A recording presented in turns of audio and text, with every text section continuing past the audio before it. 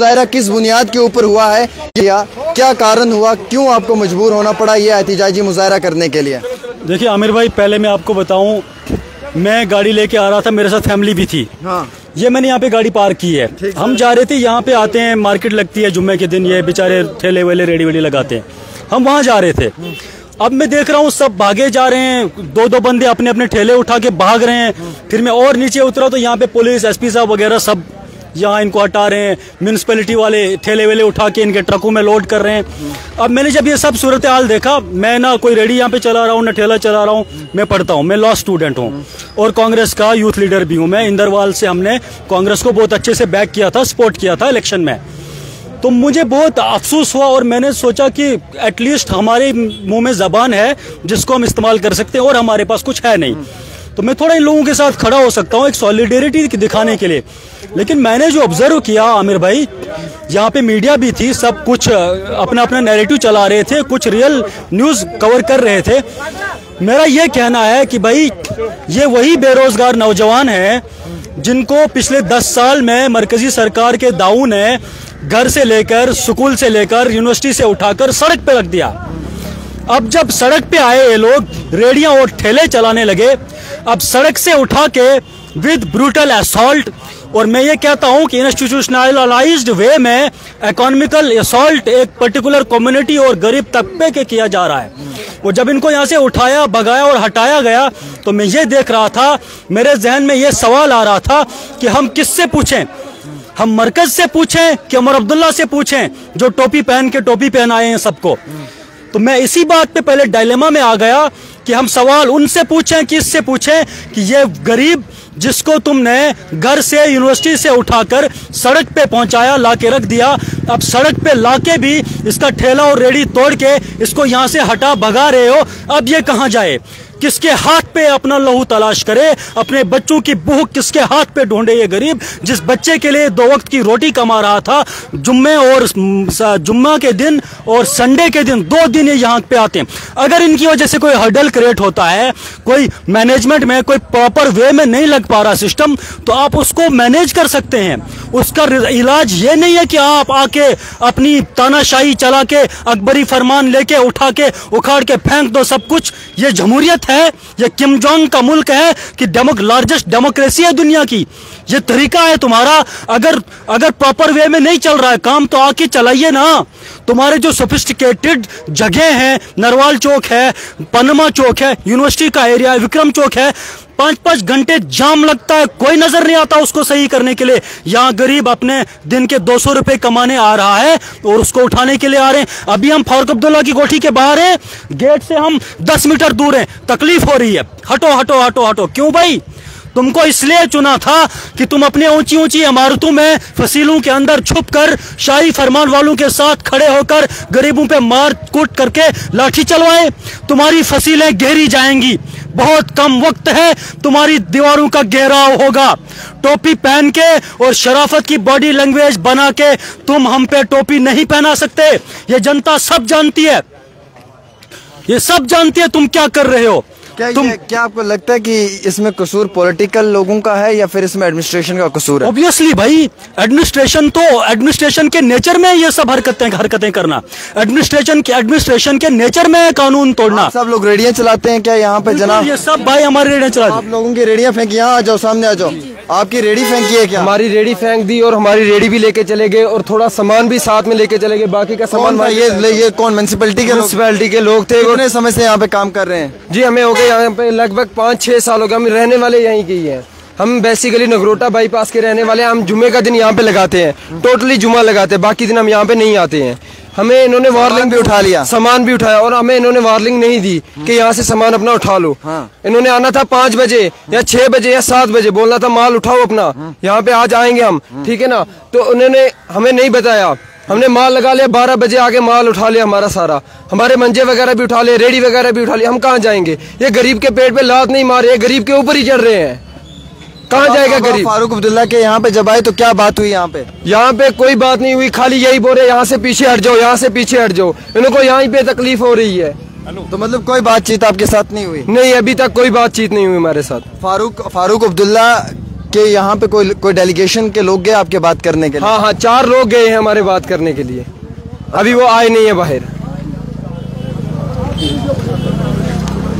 तो आपको मैं बताना चाहूँगा दोस्तों कि यहाँ पे ये लोग जो हैं ये काफ़ी ज़्यादा परेशान हैं, मुश्किलात में हैं। हालांकि मुझे इत्ला है कि डॉक्टर फारूक अब्दुल्ला नमाज के लिए निकल रहे हैं, मैं उनसे बात करने की कोशिश करूँगा। एज ए जर्नलिस्ट ये मेरा फ़र्ज़ बनता है कि मैं फारूक अब्दुल्ला से बात करूं और डंके की चोट पे बात करूं। मैं इंतज़ार जी देखिए, मीडिया इन लोगों की आवाज बननी चाहिए। हाँ जी। आप जैसे देखो, मैं आपको देखकर खुश हो गया क्योंकि आप बिल्कुल भी टोटे नहीं चलाओगे, जो देखा वो चलाओगे।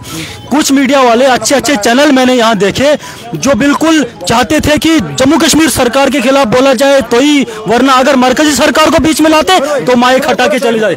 ये बहुत गलत है, ये अपने प्रोफेशन के साथ बेईमानी है, ये अपने प्रोफेशन के साथ गद्दारी है और ये लोगों की आवाज को बेचना हुआ। वो मीडिया वाले किसी का नैरेटिव चला रहे हैं, तो उनसे अपील है कि किसी का नैरेटिव ना चलाइए, लोगों का नैरेटिव चलाइए, इन गरीबों का नैरेटिव चलाएं। क्या बात हुई आपके अंदर, बताएं जरा।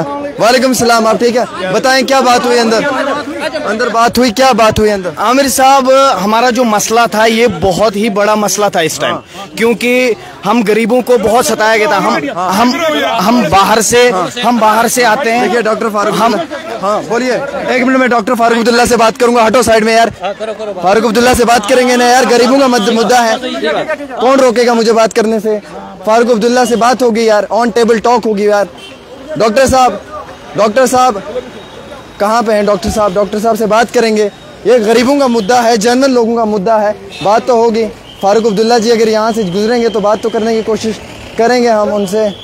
ये फारूक साहब यहाँ से निकल रहे हैं, मालूम नहीं किस गाड़ी में, क्योंकि गाड़ियाँ बहुत हैं। एटलीस्ट कम से कम इन गरीबों की बात तो करें डॉक्टर फारूक अब्दुल्ला साहब के साथ। अब सीएम या फिर साबिका सीएम रहे हैं तो उसका मकसद ये थोड़ी कि हम बात नहीं करेंगे। We have to talk with doctor Farooq Abdullah, ये हमारा कर्तव्य है, ये फ़र्ज़ बनता है, हम बात करेंगे उनसे। अब किस गाड़ी में इतना बड़ा काफिला है समझ ही नहीं आ रहा है। मैं करूँगा सर, मैं आप लोगों के लिए आया हूँ यहाँ पे। कौन सी वाली गाड़ी में डॉक्टर फारूक अब्दुल्ला? अभी समझ नहीं आ रहा है कि किस गाड़ी में है वो। यहाँ पे डॉक्टर फारूक अब्दुल्ला साहब से बात होना इंतहाई बहुत ज़रूरी है। ये तो सारी गाड़ियाँ निकल गई हैं, इसमें तो पता नहीं चल रहा है किस में वो, कोई समझ ही नहीं आ रही है। यहाँ पे इतनी सारी गाड़ियाँ, ये देखिए जनाब, यहाँ पे यहाँ एक गाड़ी में भी नहीं थे डॉक्टर फारूक अब्दुल्ला साहब। क्या बात हुई है सर अंदर? मेरी बात, इनकी बात अभी इन्होंने मुझे बताया नहीं है, ठीक है? मैंने इनको बता दिया, वो खुशी से वापस चला गए, बोलते ठीक है हम खुश हैं। अभी आपको भी रिक्वेस्ट है, सभी अपनी अपनी जगह पर चले जाओ, अपनी नमाज पढ़ो, नमाज पढ़ने का टाइम। आइए हम इनसे पूछते हैं जिनसे बात हुई है, जो अंदर बात हुई है। बात किससे हुई है अंदर? आप लोगों से बात हुई है अंदर? सर आप मुझसे मिलना भी। सर आप क्या बात हुई अंदर, क्या बोला है फारूक अब्दुल्ला? फारूक अब्दुल्ला साहब ने बोला कि आप काम करो, आपके साथ कोई कुछ नहीं करेगा, छेड़छाड़ नहीं होगी। छेड़छाड़ नहीं होगी। और उन्होंने ये भी बोला है कि आप अगर 2 रास्ते से लगाओगे तो यहाँ पे जाम और पब्लिक सब डिस्टर्ब रह जाएगी, पीछे हटो, तो डिस्टर्ब हो जाएगी। तो इसलिए आप एक साइड में लगाओ, अपना काम जो है वो आप करते रहो, काम आपको डिस्टर्बेंस नहीं होनी चाहिए। और बस सर ये आप गरीबों का काम चलना चाहिए, है ना? आपकी वसाजत से ये बोलना चाहता हूँ कि इन्होंने जो भी किया बहुत ही इनलीगल तरीके से किया, कोई नोटिस नहीं मिला, कुछ नहीं मिला, क्योंकि आपको पता है जुम्मा के दिन सामान भी उठा के लेके बिल्कुल लाखों में नुकसान है, सामान भी लाखों में नुकसान है। Okay, thank you. चलिए जी, ये देखिए जी, ये यहाँ पे मैं करूँगा यार आप सब लोगों से। वालेकुम सलाम, मैं सबसे मिलूंगा। ये देखिए जी, डॉक्टर फारूक अब्दुल्ला की रेजिडेंस के बाहर की तस्वीरें हैं जो मैं आपको दिखाने की कोशिश कर रहा हूँ। और ये देखिए जी, यहाँ पर आए डॉक्टर फारूक अब्दुल्ला से बातचीत हुई। पर्सनली हमने भी कोशिश की डॉक्टर फारूक अब्दुल्ला से बात करें और इन गरीबों का जो मकसद है, जो मुद्दा है, उसके ऊपर बात होना इंतहाई बहुत ज़रूरी है। तो फारूक अब्दुल्ला की हुकूमत जो है, या मरकज़ी हुकूमत जो है, उनको सोचना चाहिए गरीबों के लिए। हम चाहेंगे कि इन गरीबों का मसला जो है वो सॉर्ट आउट हो और इन गरीबों को जो है वो रियायत मिले और कम से कम इन गरीबों को काम काज करने का पूरा मौका मिले। बेरोज़गारी अरूज पर है और आज यहाँ पे कई सारे लोग आए हुए थे जिन्होंने एहतजाजी मुजाहरा फारूक अब्दुल्ला की कोठी के बाहर किया। फारूक अब्दुल्ला साहब ने ये यकीन दहाई की है, ये एश्योरेंस दी आपको अंदर यकीन? जी मैं अंदर था, अभी हम 5 बंदे अंदर गए थे, तो हम 5 ही बंदों को अंदर बुलाया था कि बात करने के लिए।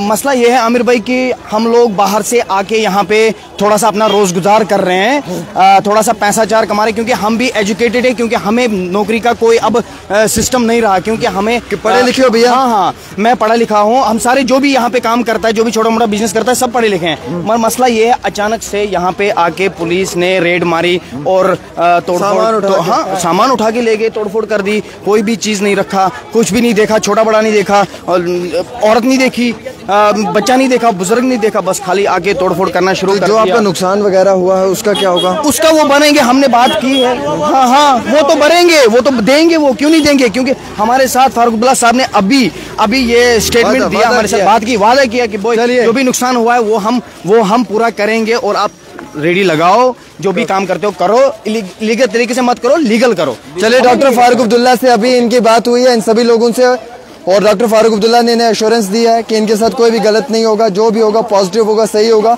और जेन्युइन तरीके से होगा। एहतिजाजी मुजाहरा शुरू था, ये अभी खत्म होता है बठिंडी में, और बिलाकर ये जितने भी रेडी वाले हमारे भाई हैं, इनके जस्टिस के लिए आवाज़ हम भी उठाएंगे और आप भी उठाते रहना।